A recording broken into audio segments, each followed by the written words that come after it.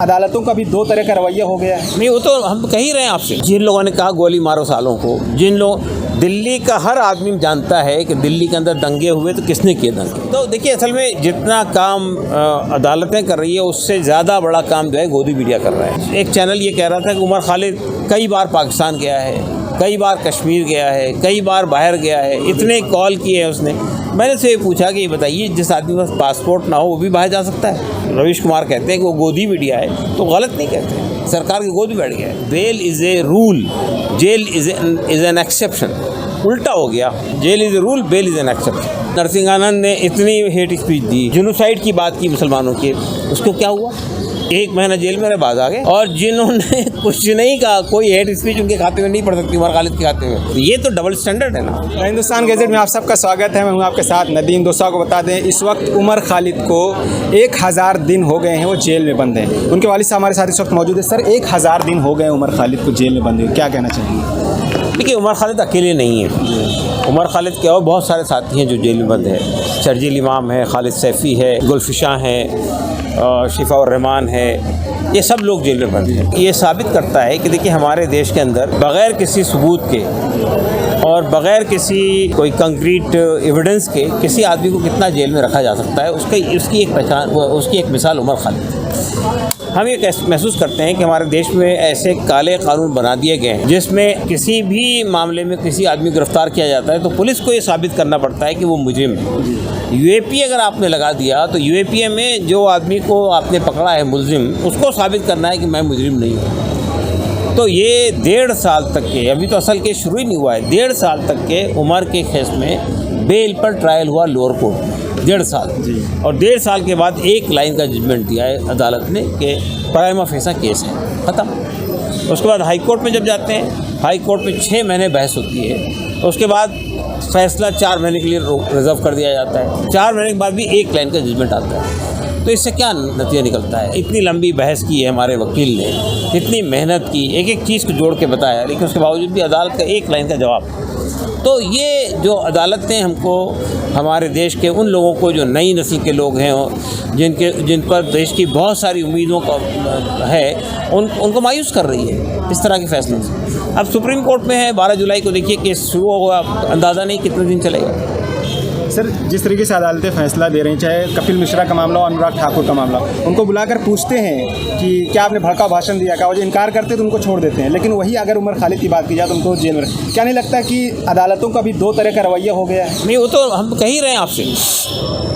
जिन लोगों ने कहा गोली मारो सालों को, जिन लोग, दिल्ली का हर आदमी जानता है कि दिल्ली के अंदर दंगे हुए तो किसने किए दंगे। मरने वाले मुसलमान, जिनका पैसा, करोड़ों की जायदाद ख़त्म हुई, वो मुसलमान, और इल्ज़ाम भी मुसलमानों पर। ये तो अजीब वगरीब बात है ना। तो ये मैं समझता हूँ कि ये अदालतों को ये समझना चाहिए कि अगर वो इस तरह के फ़ैसले करेंगी तो जो उम्मीद है लोगों से, आखिरी उम्मीद। सरकार तो कह रही है कि दंगा साजिश के तहत किया गया है। साजिश क्या है, ज़रा बताइए सर। आप मुझे बताइए कि दंगा करने, उमर खालिद जिस वक्त दंगा हुआ, उमर खालिद उससे पहले उसके बाद दिल्ली में मौजूद नहीं है। तो अदालत, पुलिस ये कहती है कि भाई मौजूद होने की ज़रूरत नहीं है। जैसा 9/11 के वाक़े में जो लोग करवाए थे वो मलेशिया में बैठे हुए थे, तो इस तरह उमर खालिद का मामला है। तो ये जो दलील है ना, ये बेबुनियाद दलील है। मीडिया ट्रायल हुआ और उन्हें इस तरह से दिखा दी गई कि ये लोग, इनका तो जेल के बाहर रहना ही समाज के लिए खतरनाक है, देश का। तो देखिए, असल में जितना काम अदालतें कर रही है उससे ज़्यादा बड़ा काम जो है गोदी मीडिया कर रहा है।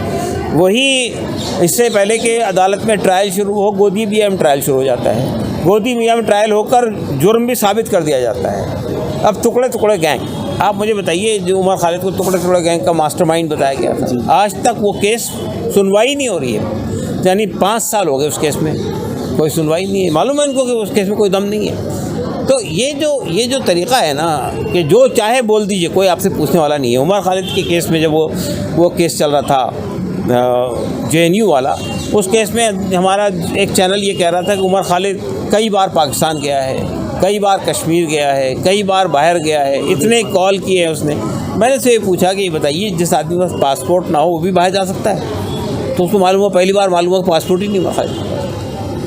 तो इस तरह की झूठी बातें जो है मीडिया पेश करता है। वो समझता है कि कोई बोलने वाला नहीं है, कोई पूछने वाला नहीं है, हमको हम जो चाहें बोले। तो ये जो और यही वजह है कि उसके बारे में जो रवीश कुमार कहते हैं कि वो गोदी मीडिया है, तो गलत नहीं कहते, सरकार की गोद में बैठ गया है। तो ये प्रोसीजर पनिशमेंट जो यहाँ पे इसका भारतीय न्याय व्यवस्था जो है उसी का पालन कर रही है। प्रोसेस इज पनिशमेंट, ये तो है ही। इसके अंदर देखिए नहीं, ये पूरा प्रोसेस आप सोचिए कि 1.5 साल लोअर कोर्ट में, जबकि अदालत ये कहती है bail is a rule, jail is an exception. उल्टा हो गया, jail is a rule, bail is an exception. तो ये जो सूरत-हाल पैदा हो रही है, ये सूरत-हाल को तब्दील होना चाहिए। नहीं तो लोग अगर नई नस्ल का एतमाद जुडिशरी पर से भी ख़त्म हो जाएगा तो उसके बाद क्या होगा आप अंदाज़ा लगा सकते हैं। हाँ, तो ये क्या है सर, क्या हो रहा है? आप मुझे बताइए ना, नरसिंहानंद ने इतनी हेट स्पीच दी, जेनोसाइड की बात की मुसलमानों के, उसको क्या हुआ? 1 महीना जेल में रहे, बाज आ गए। और जिन्होंने कुछ नहीं कहा, कोई हेट स्पीच उनके खाते में नहीं पड़ सकती, उमर खालिद के खाते में। तो ये तो डबल स्टैंडर्ड है ना।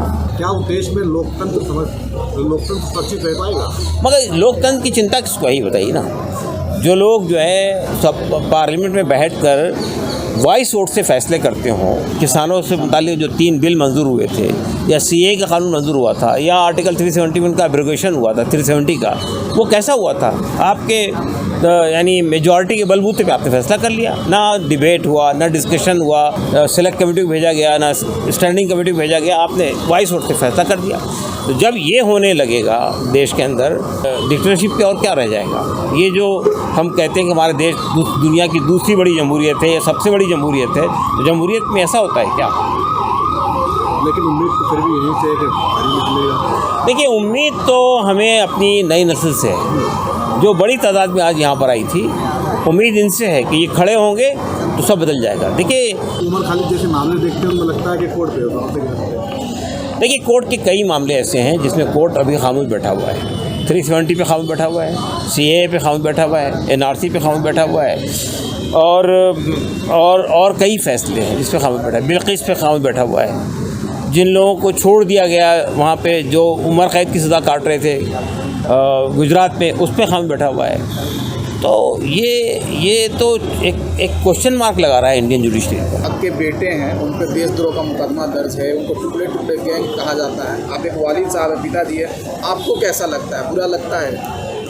नहीं, बुरा तो देखिए हुकूमत के कहने से बुरा नहीं लगता है। हमें तो बुरा लगता है उस वक्त में जब ये धारणा बन जाती है समाज की। समाज ये जानने की कोशिश नहीं करता है कि वाकई ऐसा है या नहीं है। समाज ये जानने की कोशिश करता है कि उमर खालिद का पिछला रिकॉर्ड क्या है, ट्रैक रिकॉर्ड क्या है। और ये जानने की कोशिश नहीं करता है कि उमर खालिद कितनी बार जंतर मंतर पर लोगों की समस्याओं को लेकर गए। ये जानने की कोशिश नहीं करता है कि उमर खालिद ने PhD किस मौजू पे की, किस सब्जेक्ट पे की। ये जानने की कोशिश नहीं करता है कि उमर खालिद ने भीमा कोरेगांव में अंदर जो लोग गिरफ्तार हैं उनके लिए कितनी बार आवाज़ उठाई, रोहित वेमुला के ऊपर कितनी बार आवाज़ उठाई, कितनी बार ट्राइबल्स के मसले पर आवाज़ उठाई। ये देखने की कोशिश नहीं करता है। बाकी तो आप देखिए मीडिया को, वो तो बाल की खाल निकाल लेता है, लेकिन इस मामले में नहीं, जो कह दिया गया सरकार की तरफ से, पुलिस की तरफ से, वो पत्थर की लकीर है। सर, इस तरह के प्रोग्राम हमेशा होते रहते हैं, आगे की रणनीति अब क्या होगी आपकी? नहीं, देखिए आगे की रणनीति मैंने अभी बताया कि 14 तारीख को एक बड़ा प्रोग्राम हम कर रहे हैं इंडिया आइडियल सेंटर में। वहाँ भी यही सब सवालों को उठाएंगे। देखिए, लोकतंत्र के अंदर रास्ता यही होता है। लोकतंत्र के अंदर आपको आवाज़ उठाने का, बात करने का, पब्लिक ओपिनियन को बदलने का रास्ता होता है। हम वो काम करते रहेंगे। ठीक है।